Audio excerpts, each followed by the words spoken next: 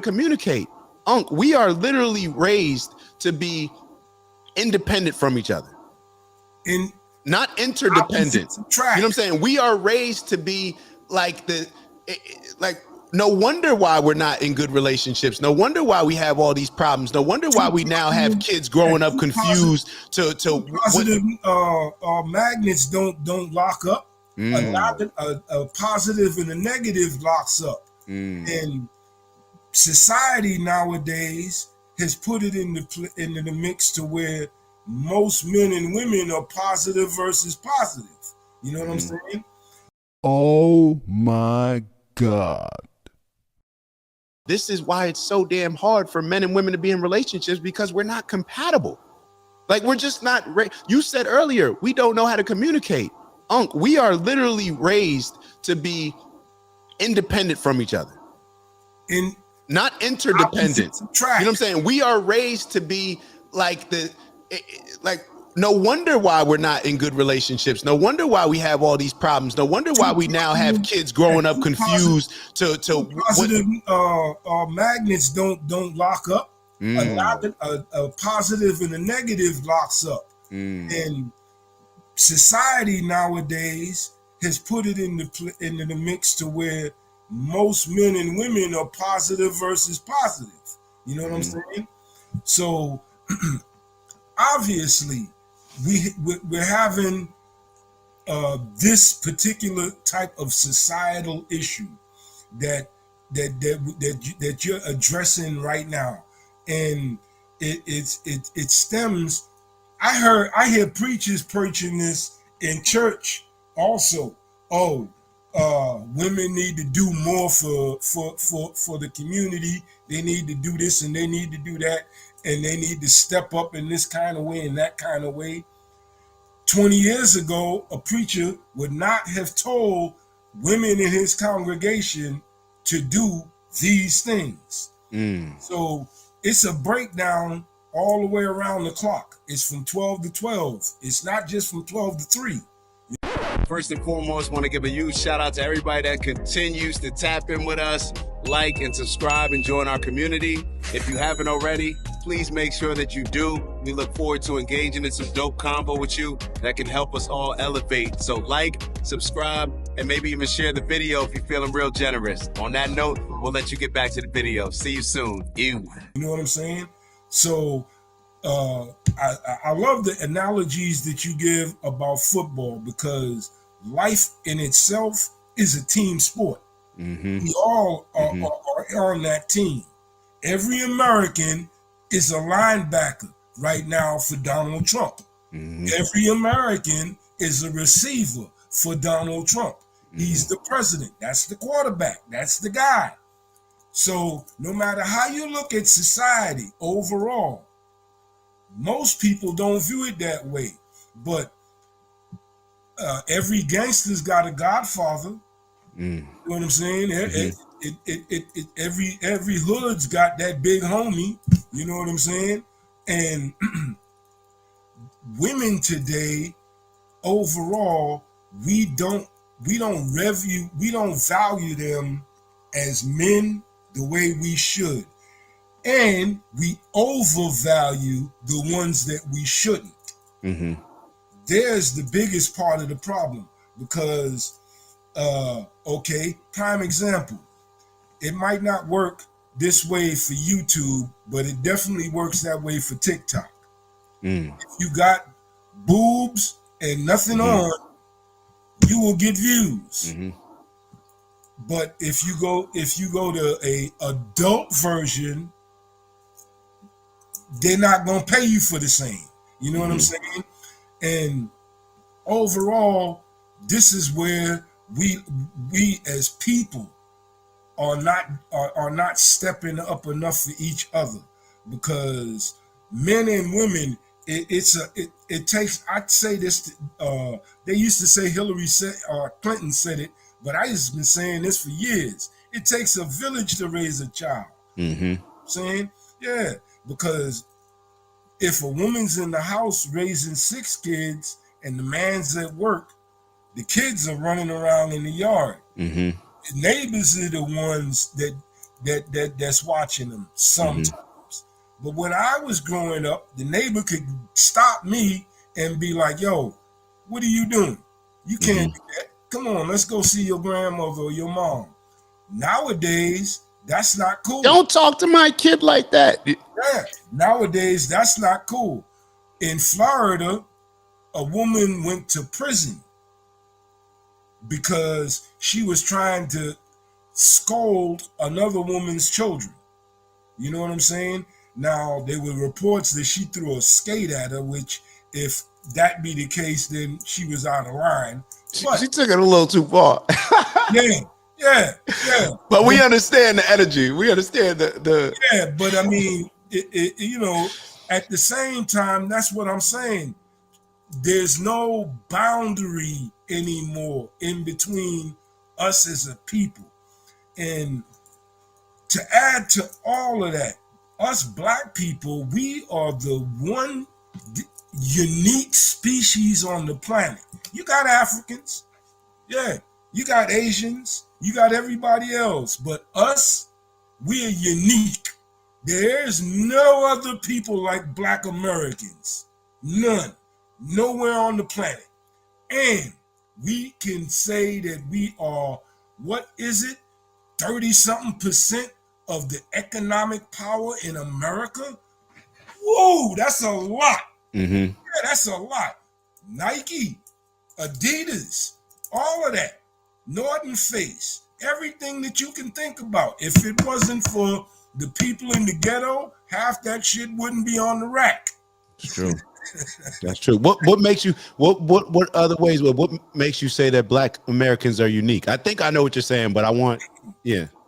Well, what I mean by that is, okay, black people in America, we are a unique species. There is no other species.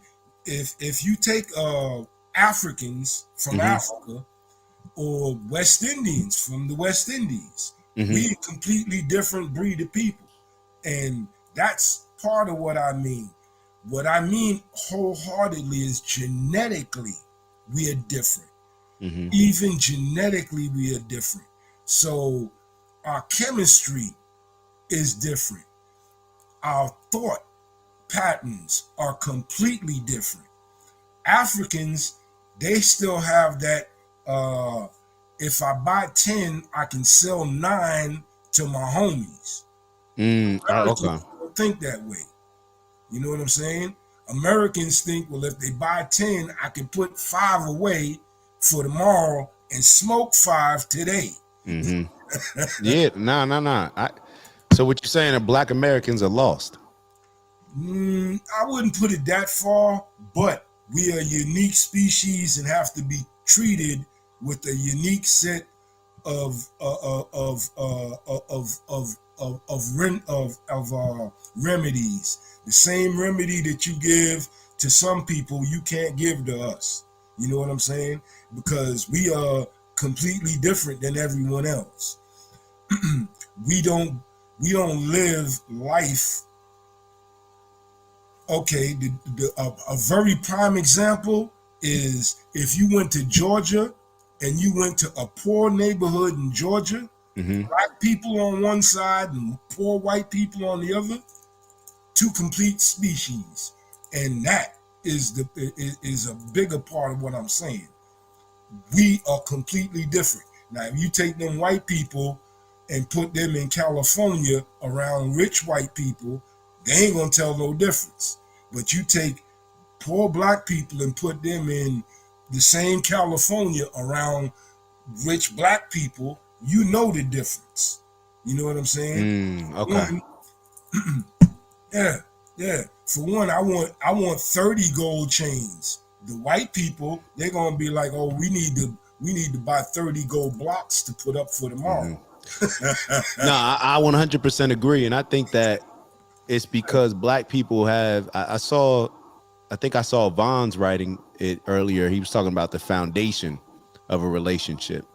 I think black Americans are unique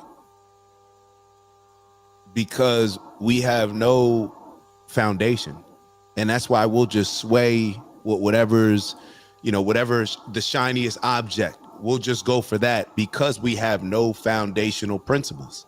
There's nothing to stand on. There's no religion. It just seems like the only thing that we do stand on is the culture that is misleading us the most. Those are the very things that we stand on. I think that we're lazy. I think when it comes to understanding history, we complain about being oppressed, but then if I speak to most black people, if I sit down with most black people and they say, yeah, we're being oppressed, this government doesn't care about us, and I'll start talking to them about their history, they'll recite the very same history that they learned in that public school that they claim was oppressing them. But you never did any due diligence of your own. You never took the time to try to learn anything of your own. You've accepted the things from your quote unquote oppressor, but then want to use that quote unquote oppressor to as an excuse to why you're not where you're at to a certain point. How I look at it is just totally different. I will never, even though I look at myself as unique, I really don't look at myself as unique. I just think that our circumstances and our experiences make us unique, but then we get to a certain point where ultimately it's what we do, what we decide to do in those circumstances. Yeah, things may be a little bit more difficult for me in one way, but things may also be a little bit more easier in some ways. So there's never going to be anything that's equal across the board.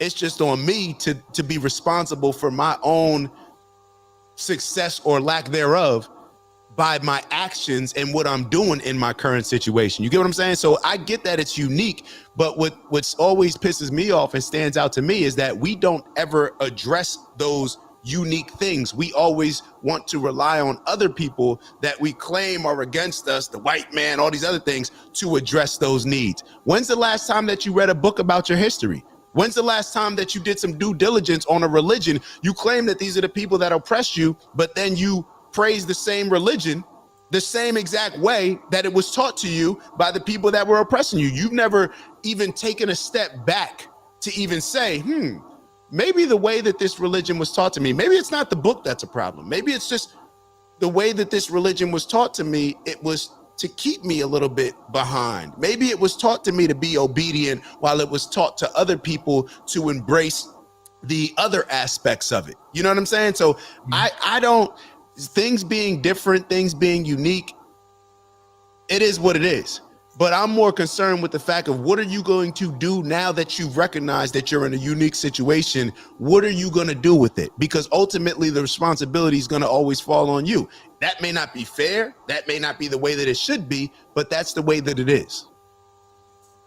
Well, to me, the part of what I'm saying about being unique as a Black American is the idea that here's the difference: Miles Davis and Bob Marley. Jazz is an American, it's all American, really. There was no jazz made in Japan. There was no jazz being copied in China. Jazz is all American. Same thing with reggae music. Reggae music is unique to the West Indies. Bob Marley made that famous.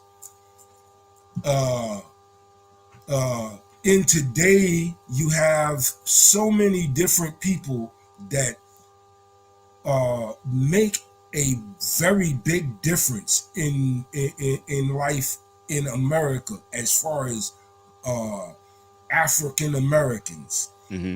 We have the unique responsibility to basically make sure that we're lacing each other's shoes up, to make sure that you get a full understanding of your history.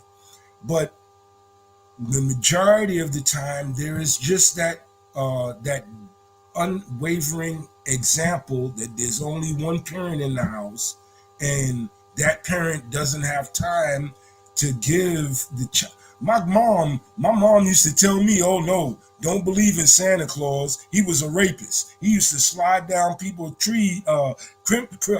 houses in Germany and rape people. That's where that shit come from. We ain't doing none of that here." Yeah. So The same thing with Halloween. She used to be like, no, we ain't worshiping no dead people in this house. That's what that's from. Yeah. And my mom used to tell me these things, and as a child, I'm like, well, what do you mean? I can't dress up like Superman or All Spider. my homeboys doing it. Yeah, the homeboy doing it. Yeah, yeah. And these are the differences. You know what I'm saying? And it's how you raised, really. It's whether or not you got both parents in the house, because that makes a lot of difference. You know what I'm saying? The single mom that's she waiting tables and stocking shelves 16 hours a day, she can't give you a good education. Mm-hmm. And I don't blame her for that, but she's a strong black woman, the way dude would say. Mm-hmm. You know what I'm saying? She fighting for that right to survive. That's all she's doing. Mm-hmm. She's not existing, really. She's not existing, and under the circumstances, a whole lot of kids that's taking advantage of that, not letting that parent or adult in their life live that life. Mm-hmm. You know what I'm saying? And when the child grow up and mama can play the fool, that's what happens. Most of them come out swinging. You know what I'm saying? And these are just some of the small parts of society that we need to address more as a race of people, because we are a unique set of people. The aspirin that you give John is not going to be the aspirin you should give Mustafa. You know what I'm saying? It just ain't going to work the same for the two people. And that's part of what I mean by that. I mean, the aspirin's still going to work, but hey, there's a difference between the two. And the sooner, as a race of people, we come to that understanding that we are responsible for each other, we are supposed to engage in such ways that make each other uncomfortable sometimes, and still have the respect and the quality of life to disagree but agree that, okay, our disagreements here don't meet, but like butt cheeks, we gonna come together and walk through the door. And I'm with you on all of it. If there was something in me that is pulling me as you're talking, it's really just when we talk about the same aspirin, it's not going to be the same aspirin that impacts John the same way as Mustafa. But my mindset is that's on Mustafa's parents and Mustafa to make those adjustments in the aspirin, just like John's parents make the adjustment or make the aspirin for John, just like Sue Kim makes the adjustment for you. You get what I'm saying? And hopefully that's not, I hope people aren't looking at us saying these names as any type of way, but y'all get the point that we're making. Like y'all get the point that we're making. There's certain things for this Indian child that may not be the same, the same medicine for this black kid. It's just how things go. And we're using the word medicine from a figurative way, but also maybe in a literal way, you know? So let me show you something, because I saw what Honest wrote on here. Perspective is everything. Shout out to Big Bro. I want to show real quickly. I just want to pivot, and then we'll get back to finishing up the Adam and Eve story. But this was something that a buddy of mine spoke or saw, and I want everybody to. I don't want to describe the video that you're getting ready to see, but I want you to just observe the video and think about what I'm saying. Perspective is everything. That Honest just wrote. Observe this video, and somebody sent this to me. And they were saying, like, this is why it's so hard. Let me read the exact message that they said. So that way I like to just read it exactly as it was sent to me. He said that this is why we don't have the capacity to ever capture the truth. And he sent me this. So y'all take a look at it. I'm just going to keep playing it over and over, because that's what I needed to get. But it's Dak. Just want to thank you for checking out our video and visiting the OG Network. If you enjoyed the video, please make sure that you give us a like. And if you're looking to join a community of inspired individuals striving for purposeful abundance, subscribe. And if you're feeling real generous, share the video with some friends and family. All right, I'll see y'all soon. Ew.